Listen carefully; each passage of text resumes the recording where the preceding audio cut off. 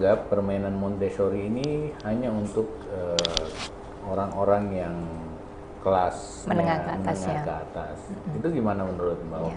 Betul banget Pak Noni, itu memang dari kemarin-kemarin betul terus. Iya betul. Jarang salah.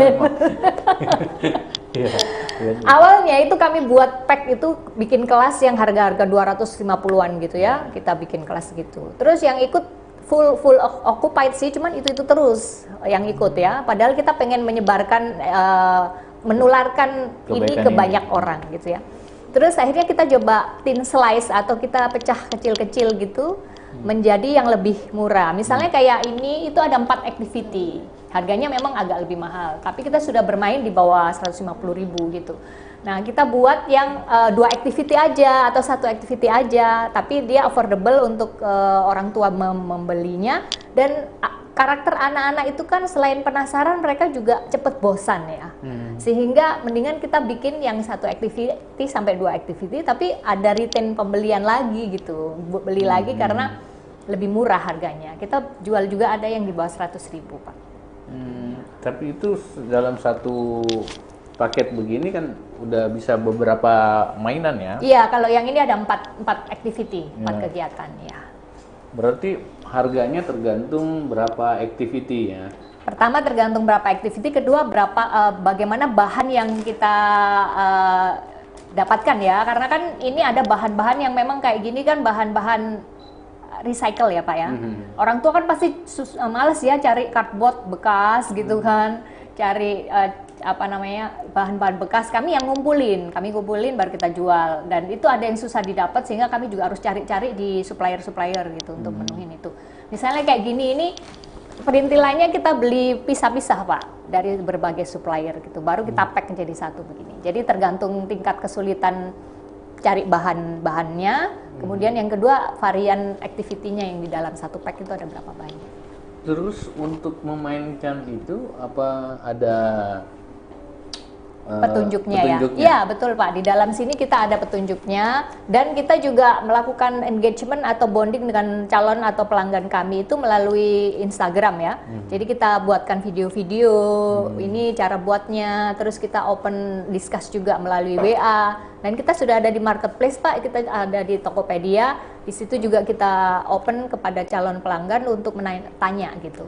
Kalau kemarin pas sebelum pandemi ada kelas, sangat memungkinkan untuk kita komunikasi 2 arah ya dengan para orang tua, namun karena sekarang kita tidak mungkin ketemu mereka secara langsung, jadi kita mengandalkan digital campaign gitu. Digital campaign ya? Iya Pak.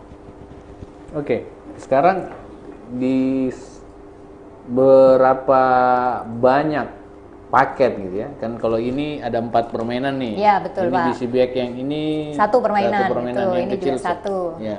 Itu ada berapa banyak variannya? Kita ada 12, tapi yang setiap season itu paling banyak 5 lah kita, hero-nya ya, Karena kan ready stock, terus kita bikin lagi kayak gitu Pak. Varian totalnya sih ada sekitar 12 macam ya, betul, 12 macam.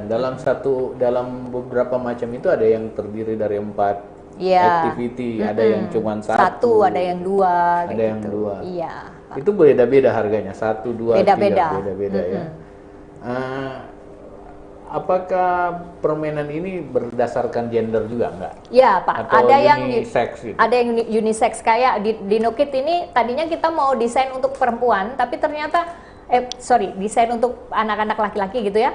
Tapi ternyata anak-anak cewek juga seneng gitu, karena permainan kayak eksperimen gunung, volcano, dino itu juga disukai juga anak-anak perempuan, karena kan dia binatang ya, tidak ada pemisah gitu gendernya. Tapi kita juga buat khusus perempuan kayak unicorn, activity unicorn kayak gitu. Terus kayak gini, ini prince atau pangeran ya, bikin alat-alat untuk menjadi pangeran, ada pedang-pedang. Juga ada yang kayak princess gitu Pak, silakan dibuka. Iya. Ada yang kayak anak saya anak perempuan nih. Iya, princess kita punya kayak gini Pak. Iya. Iya. Ini bagus nih pemirsa. Isinya untuk anak-anak, tasnya untuk bapak-bapak. Nah, gitu. Jadi ini kan setengah jadi ya Pak. Anak-anak itu berkegiatan menempel, menghias, itu sudah ada perintilannya di situ. Ini pedangnya, ini topengnya gitu ya. Topeng ya? Ya betul Pak. Topeng. Dan Ada cape juga di dalamnya, kayak sayap gitu. Nah itu Pak. Nah ini sayapnya. Ya. Jadi superhero Pak. Superhero ya. Nah di setiap itu ada petunjuk-petunjuknya kayak gitu. ada petunjuknya. Bentangkan jubah, mulailah pasang pernak-pernik yang kamu suka, tapi jangan dilem dulu. Ini anak-anak akhirnya disuruh juga Membaca. sekaligus melem. Itu berarti kreativitas ya, kreativitas. Di skillnya di bagus. Di stimulan Pak. Ya benar. Kalau sudah yakin dengan rencanamu baru lem. Jadi anak-anak ngelem. Ini ya, bisa 2 kali pakai ya berarti ya. Ini bisa terus dipakai Pak kalau ini. Iya. Tapi itu ada petunjuk di lem. Iya Pak. Ini Jadi kalau superhero di belakang, ini kalau maksudnya apa? depan berarti tukang cukur ya. Gitu. Ya, kalau di belakang superhero bagus nih. Luar biasa. Ini sudah ada lem-lemnya juga. Ada lemnya. Iya. Ini ada permata-permatanya, bling-blingnya ya. Kalau semuanya anaknya nggak pakai, bisa dipakai ibunya pergi perkawinan nih. Di baju-bajunya gitu. Jadi ini semua permainan sekaligus menstimulan skill anak-anak untuk memasang lem, menempatkan secara motorik apa-apa yang harus ditaruh di dalam permainan ini. Intinya kreativitas dan semua tersedia untuk pernak-perniknya.